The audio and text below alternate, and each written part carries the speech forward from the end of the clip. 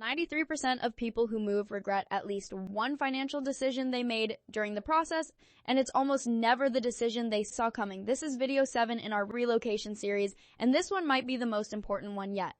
Because all the planning in the world means nothing if your finances fall apart somewhere between the moving truck and your new front door. Let's get into it. First, let's talk about the move budget itself. This is your baseline, the cost of physically getting yourself and your stuff from point A to point B.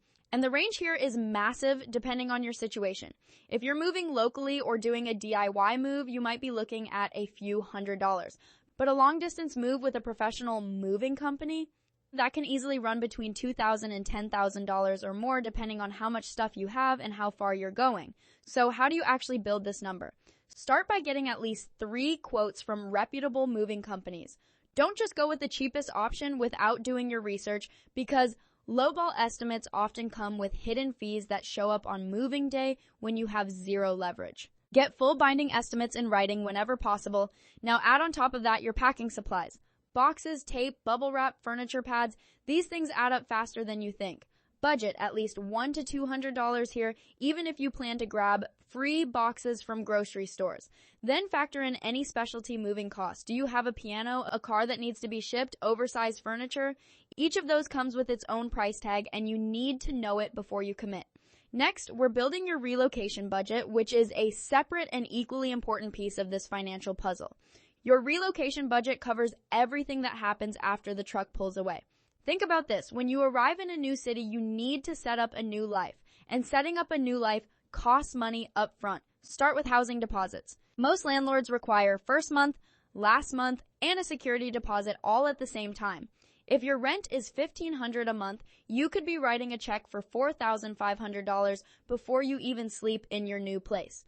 Do not get caught off guard by this. Research the rental norms in your destination city, because some markets are even more aggressive than that. Then there's utility setup fees, internet installation costs, possibly a new gym membership, new doctor copays, getting your car registered in a new state. All of these are small individually, but they stack up into a significant number. Build a realistic line item for each one. A good rule of thumb is to have at least 3 months of living expenses saved before you move, separate from your actual moving costs. Also consider the hidden lifestyle expenses of getting settled. You're going to need to buy things you forgot you owned, things that didn't survive the move, and things your new place needs that your old one didn't.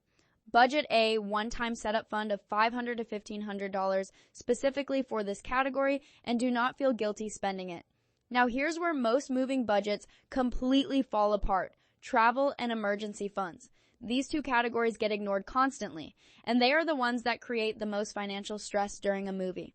Your travel fund covers everything related to physically getting to your new city. If you're driving, that's gas, hotels along the route, food on the road, and potential vehicle maintenance if something goes wrong mid-trip.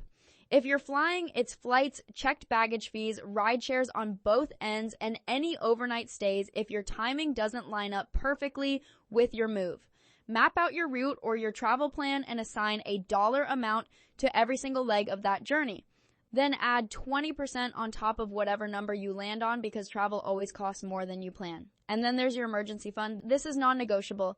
Moving is one of the highest risk financial periods in anyone's life because everything is in flux at the same time.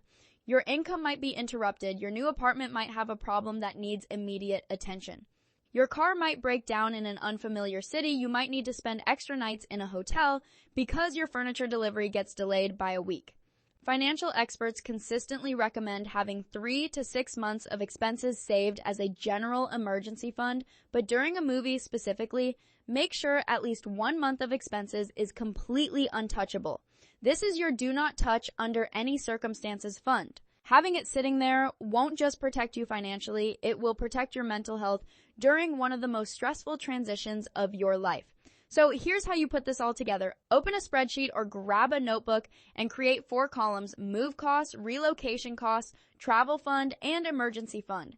Fill in every realistic number you can find for each column. Then total it all up, look at that number honestly, and compare it to what you currently have saved. That gap is your savings goal and your timeline. The people who move successfully aren't the ones who move when they feel ready emotionally. They're the ones who move when the numbers actually work, And now you have the framework to make yours work. In video 8, we're getting into the logistics of actually executing your move, timelines, checklists, and how to coordinate everything without losing your mind. Hit that subscribe button so you don't miss it, and drop your biggest moving budget question in the comments below because we read every single one. Your next chapter is closer than you think, and now you're building it on solid financial ground.